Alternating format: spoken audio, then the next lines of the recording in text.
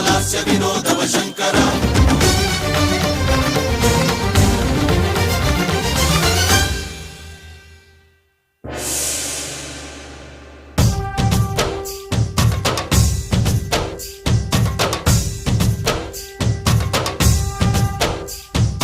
భరత వేదముగ నిరత నాట్యముగ కదిలిన పదమిది ఈశా శివని వేదనగా అవని వేదనగా పలికెను పదం